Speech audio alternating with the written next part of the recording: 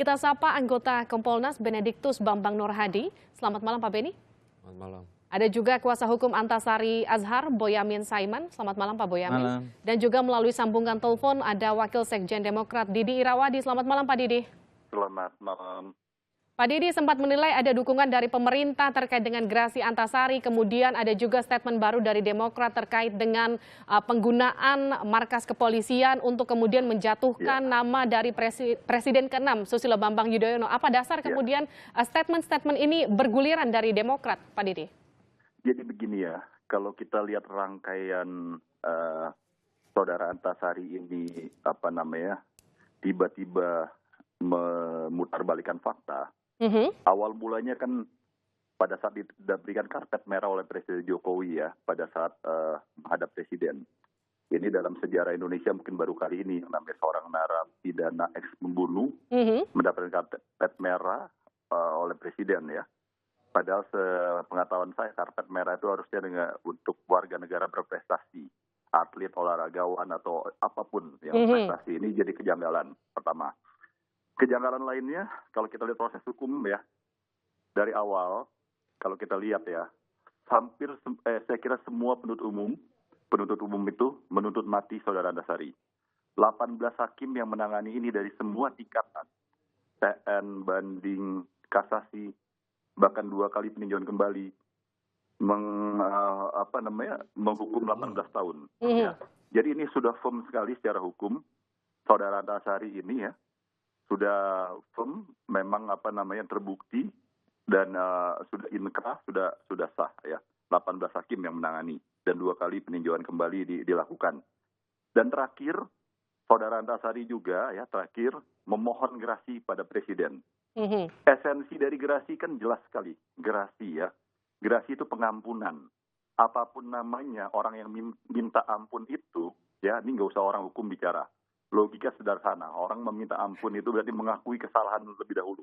Baik. Ya, mengakui kesalahan lalu memohon ampun. Jadi rangkaian kejadian ini sungguh luar biasa. Lalu motif politik yang sangat mencurigakan bagi kita semua. Lalu pernyataan pers di Bareskrim itu dilakukan sehari sebelum Pilkada DKI. Ini sangat patut diduga ada suatu motif politik yang ingin menjatuhkan memfitnah Presiden ke-6 Republik Indonesia, Bapak SBY, dan juga terkait pilkada besoknya. Ya kan kalau dipikir pilkada 3 bulan nih sejak awal Pak Antasari ini melaporkan. Apakah tidak ada waktu lain yang lebih patut? Kenapa dipaskan pada saat 1 hari menjelang besok pilkada? Jadi saya pikir ini sangat-sangat janggal. Dan Pak Didi, ada 3 statement yang tadi baru saja Anda katakan. Ada terkait dengan karpet merah kepolisian, itu artinya ada dukungan, ada motif politik, dan juga ada Antasari yang kemudian mengakui kesalahan. Kalau kita bahas satu persatu, terkait dengan statement Anda karpet merah kepolisian, ini kan disinggung oleh Kapolri, Jenderal Tito Karnavian. Yang dilaporkan justru bukan Pak SBY, tapi justru penyidik dari kepolisian. Artinya ini ada serangan kepada pihak kepolisian, bukan kepada Demokrat. Begini. Karpet merahnya itu ketika diterima di sana, saya bukan bilang karpet merah oleh kepolisian ya. Baik. Jadi ini kan pertama kali biasa yang diterima di sana tuh atlet berprestasi, warga negara, petani yang hebat, olahragawan yang hebat, ilmuwan yang hebat diterima. Ini ex narapidana yang sudah dihukum vonis 18 tahun. Jadi tanda tanya, tapi biar publik yang menilai ya. Lalu kebohongan publik yang dilakukan, jelas kalau tidak salah saya mengikuti rapat di Komisi 3 DPR ya.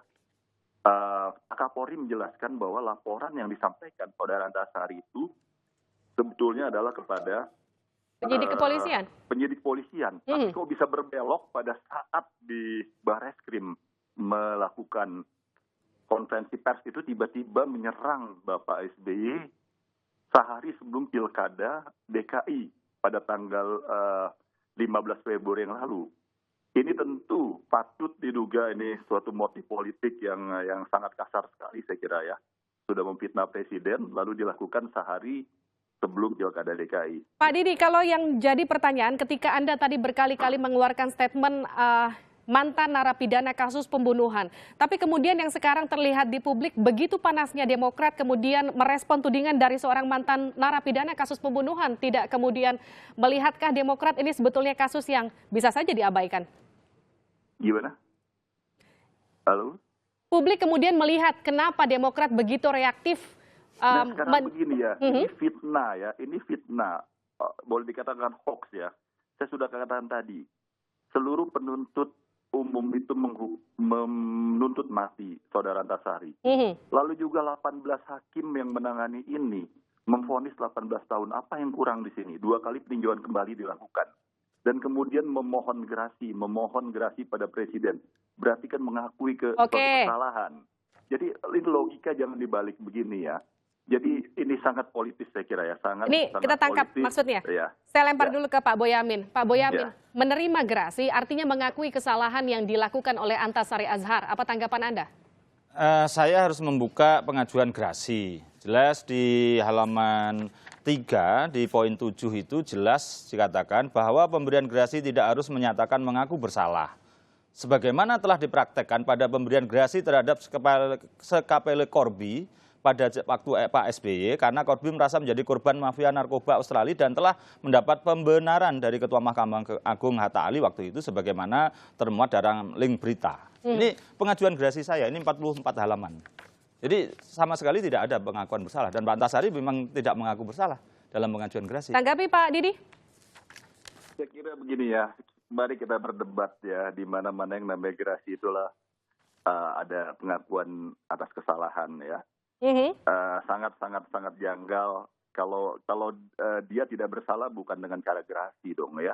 Upaya hukum sudah dilakukan 2 kali peninjauan kembali sudah dilakukan oleh saudara. Harus diralat PK baru sekali, belum pernah 2 kali. Oke, sudah melakukan PK kan perlawanannya dilakukan di sana ya.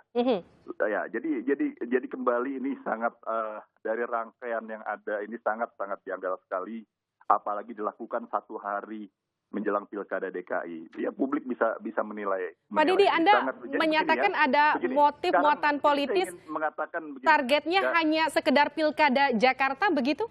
Biar publik yang menilai ya. Nah sekarang begini ya, penyidik yang menangani ini kan masih hidup semua ya. Lalu ada jaksa agungnya, hakimnya, kapolrinya, semuanya masih ada. Saya pikir biarkan hukum ini diproses ya, supaya ini terang benderang ya.